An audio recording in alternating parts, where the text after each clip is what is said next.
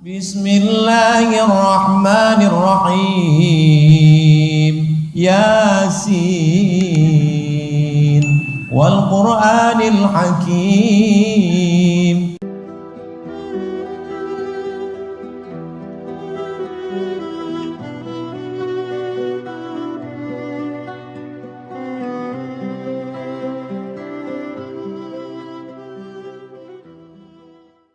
Inna nahnu nuhyil mauta, kami menghidupkan orang mati. Wa naktubu ma qaddamu wa asarahum, kami tulis amal-amalnya dulu, bahkan bekas-bekas tapak kakinya. Bekas tapak kaki bapak ibu datang malam ini kemari, itu ditulis malaikat. Wa kulla syai'in ahsaynahu fi imamin, semuanya kami tulis dalam buku catatan yang nyata. Oh, jadi tapak kaki ditulis Pak Ustadz? Ya, kami naik mobil tadi Pak Ustadz, bekas-bekas bannya itu pun dicatat. Inna alaikum lahafizin kiraman katibin ya'lamuna ma taf'alun. Itulah maka disuruh kita baca Yasin tiap malam. Jadi Pak Ustadz sering menceramahkan tiap malam baca Yasin. Ustadz sendiri mengamalkan apa tidak? Saya tiap malam baca Yasin. Secapek-capeknya, semengantuk-mengantuknya, kalau keluar kota udah tak buka lagi mata, habis subuh wajib saya baca. Untuk diri saya, tak saya wajibkan ke jamaah. Tapi kalau tenang, baca Yasin.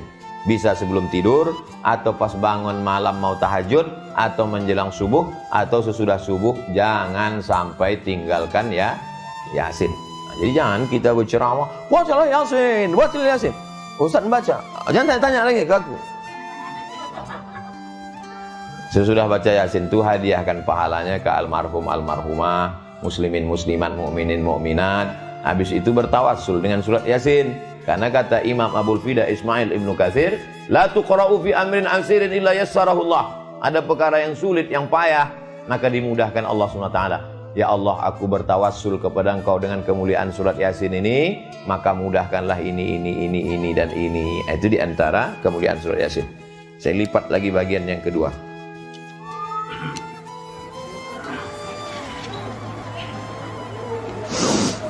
Wa in kullun lamma jami'ul ladaina, semuanya nanti akan dikumpulkan, didatangkan kepada Allah. Semua. Maksud semuanya apa Pak Ustaz? Semua perbuatan kita, yang kecil-kecil, yang besar-besar. Faman ya'mal mithqala dzarratin khairan yarah. Semuanya didatangkan. Kalau dia pedagang, yang curang-curang seon, 2 on, semato, 2 mato, dinampak. Kalau dia pegawai, berdatangan tanda-tanda tangan. Kalau dia dosen, berdatangan kapur tulis, papan-papan tulis, whiteboard itu datang. Itu maka saya kalau mengajar di pertemuan ke-16, saya tanya, adik-adik mahasiswa sekalian, selama 16 tatap muka pertemuan ini, ada mungkin saya terlambat, ada mungkin saya menyinggung perasaan, saya minta maaf. Mau kalian maafkan saya? Mau, kata dia. Disangkanya saya minta maaf itu nilai A. Yang CC juga. Daripada kita cari dia di akhirat. Nanti di akhirat itu berdatanganlah dia semua yang kita buat, teman. Ini dia. Wa in kullun lamma jami'ul ladaina muhdarun. Waktu itu zaman Nabi pegawai pencatat zakat. Maka kalian yang curang menghitung kambing, kalian akan memikul kambing mengembek di tengkuk kalian. Yang kalian curang menghitung sapi, kalian akan memikul sapi mengemuh di pundak kalian, kata Nabi. Sebab waktu itu belum ada mobil. Dan kalau untuk pegawai-pegawai zaman sekarang, banyaklah nanti yang memikul-mikul mobil di akhirat. Masih bangga kalau mikul mobil. Kalau mikul bakwan, dah masuk lipatan lagi. Wa yaquluna mata hadzal wa'du in kuntum. Begitulah mereka dulu menantang. Kalau memang betul kami ini akan mati, kalau memang betul kami nanti akan masuk neraka, mana dia? Mana? Kata dia menantang. Lalu apa jawaban dari Allah? Ma yanzuruna illa sayhatan wahidatan ta'khudhuhum wa hum yakhisimun. Sekali aja malaikat itu memekik, sayhatan wahidatan itu artinya memekik. Sekali malaikat memakai, ta'khuzuhum, mencabut nyawa mereka, tercabut ruh mereka karena pekikan malaikat itu. Wahum yakhsimun, ketika sedang berkelahi pun tak selesai kelahinya. Kalau ada orang sedang berkelahi kan, kalau mau kita, ada orang sedang berkelahi, kemudian kita kasih tahu dia, itu ada pembagian sembako dari caleg sana. Tunggu, selesaikan kelahi ini dulu. Tapi ketika malaikat itu berteriak, sekali teriakan malaikat, tak sempat dia selesai berkelahi. Maksudnya apa? Mati kontan. Mati itu ada yang cash, ada yang kredit. Mati kontan. Tak percaya saya Pak Ustadz, teriakan malaikat bisa membuat orang mati? Pesawat Concorde, kalau dihidupkan di Simpang 3, meletuplah jendela-jendela kaca orang Simpang 3. Itu pesawat Concorde. Bagaimana kalau malaikat yang menjerit lebih kuat daripada suara pesawat Concorde? Begitulah mereka mendengarkan teriakan malaikat itu, mati. Saking cepatnya mati itu macam mana? Fala yastati'una tawsiyatau wala ila ahlihim yarji'un. Saking singkat cepatnya mati itu, fala yastati'una tausiyatan, tak sempat meninggalkan wasiat. Sekarang orang kalau mau mati masih sempat meninggalkan wasiat. Kata dia sebelum mati, ditanya lah sama bininya, apa bang? Apa bang? Ada bini simpananku sama mati ya bang itu. Kalau mati itu udah mau datang, kata dalam surat Yasin ini, fala yastati'una tausiyatan. Saya paham, ibu memang dalam ketawa itu ada juga cemas dalam hati. Mak, kalau macam ini abang tuh nanti, insya Allah tidak ya bu ya. Amin, amin kan bu? Makin kuat amin makin takut bu.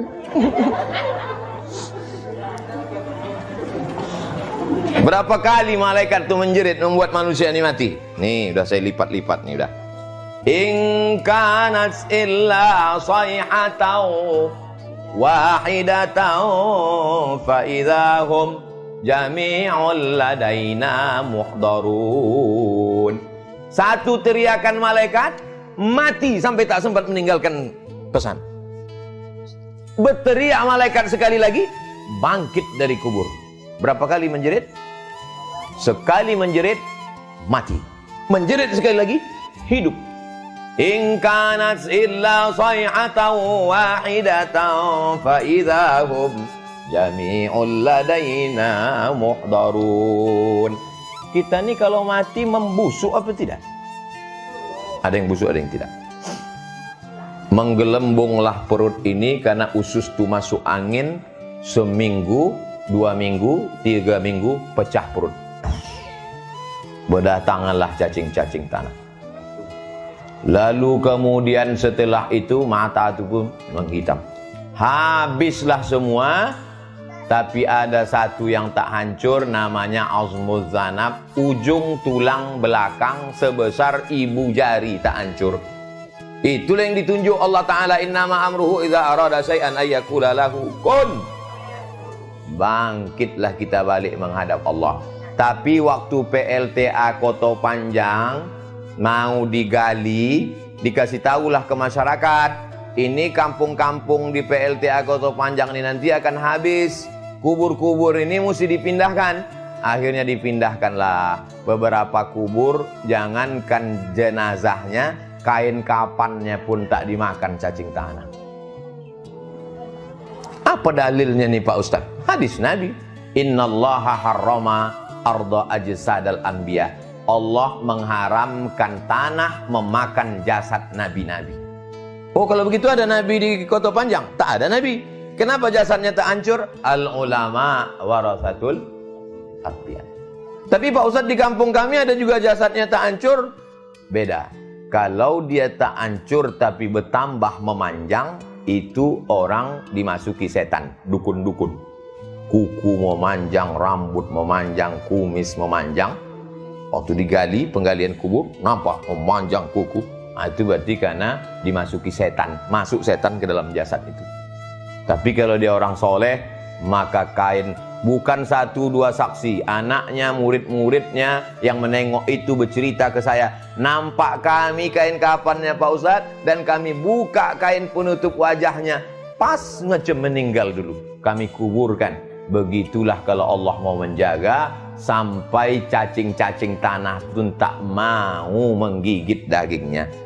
Sebaliknya pula sekarang, belum mati udah digigit cacing. Habis daging itu dimakan cacing, diabetes mellitus. Golak ibu-ibu. Lalu kemudian orang yang baik-baik itu di mana tempatnya Pak Ustadz? Inna ashabal jannatil yawma fi syughulin. Itu sedapnya ceramah di sini. Hafal semua jamaahnya. Orang yang baik-baik itu sibuk di dalam surga makan buah-buahan. Itulah kenapa sekarang banyak ibu-ibu tak mau makan nasi. Ibu nggak makan nasi, buah-buahan aja gitu. Iyo pula, rupanya udah habis 3 piring. Hum wa azwajuhum fi zilalin alal araiki muttaqiun. Mereka akan di surga itu bersama pasangan-pasangan mereka di bawah naungan pokok kayu, di atas kursi-kursi dipan-dipan, dan mereka bersandar di situ. Jadi begitu cuman surga itu Pak Ustadz. Macam malam mayang aja rasanya. Ini gambaran. Surga itu adalah mala a'yunun ra'at, tak pernah ditengok mata, wala uzunun sami'at, tak pernah dengar telinga, wala khatara ala qalbi bashar, tak pernah terlintas di hati manusia. Lahum fiha fakihatu walahum ma yad'un. 2 kali disebut buah-buahan. Begitulah pentingnya makan buah. Lalu apalah dapat mereka dari Allah Ta'ala? Diulang sampai 3 kali kadang waktu baca ini. Salamun qawlam mir rabbir rahim. Salamun qawlam mir rabbir rahim. Salamun qawlam mir rabbir rahim. Kenapa dibaca 3 kali Pak Ustadz? Dengarlah si Abdurrahman Sudes di Masjidil Haram. Kalau pas membaca ayat-ayat penting 3 kali diulang. Mau nangis si Abdurrahman Sudes. Jamaah-jamaah umroh dari Pekanbaru pun menangis juga. Apa yang kau tangiskan tadi? Habis sudah ceret kuning. Tapi jamaah Pak Ahmad nih paham semua. Nih, masih saya lipat-lipat lagi. Wa man nu'ammirhu nunakkishu fil khalq afala ya'qilun. Siapa yang kami panjangkan umurnya, kami balikkan kejadiannya macam dia dulu. Pertama dulu waktu belajar berdiri kaki digoyang. Kalau udah agak tua sikit pun begitu. Dulu waktu pertama lahir pandangannya sejengkal. Dulu kata orang-orang tua dulu, katanya dulu waktu anak kecil tuh lahir macam anak tikus. Mata tuh tertutup macam anak kucing, tertutup. Anak sekarang lahir terbuka langsung. Betul tuh Bu? Betul kata Ibu. Saya yang cerita tuh almarhumah Mas. Katanya dulu budak-budak kecil ini lahir matanya tertutup macam anak kucing. Anak sekarang itu lahir terbuka. Entah apa sebabnya. Entah gara-gara omaknya menonton YouTube. Begitu juga lah kita ini kalau sudah tua rupanya pandangan itu pun balik sejengkal. Saya setelah umur 40 ini yang paling saya rasakan mata sama ingatan. Dulu tajam, sekarang tapi ada juga hikmahnya. Kalau saya ceramah di depan saya banyak ibu-ibu, itu tak bisa saya bedakan mana anak gadis, mana nenek, sama aja. Yang kedua ingatan. Dulu waktu awal-awal pengajian di Akramun Nas itu tak ada saya bawa catatan. Sekarang pengajian pakai kitab, susah mengingat, susah. Betul kata Allah Ta'ala. Wa man nu'ammirhu nunakkisu fil khalqi. Kami balikkan kejadiannya. Anak-anak kecil mana dia ingat? Anak-anak kecil tuh saya tes tuh. Tak ingat, susah ingat. Begitu juga kita ini kalau sudah tua, baliklah. Ini ayat Yasin ini mengingatkan kita semua. Sampai kapan Ustaz selesai ceramah ini? Sampai habis Yasin nih. Innama amruhu idza arada syai'an ay yaqula lahu kum fayakun. Sulit bagi Allah membuat kita ini hidup lagi? Tidak. Sulitkah bagi Allah mematikan kita? Tidak. Lalu kenapa tak dimatikan Allah orang-orang yang zalim, orang-orang yang aniaya itu? Karena Allah sayang, dikasihnya waktu supaya orang itu bertaubat. Tapi kita lebih kejam dari Allah. Kalau ada orang salah kita doakan, mampuslah hendaknya dia. Makanya kita ini jangan lebih kejam dari Allah. Kita doakan dia supaya dapat hidayah. Bisa? Saya tak bisa. Jamaah pula bisa. Ditutup dengan subhana. Fa subhanalladzi biyadihi malakutu kulli syai'in wa ilaihi turja'un.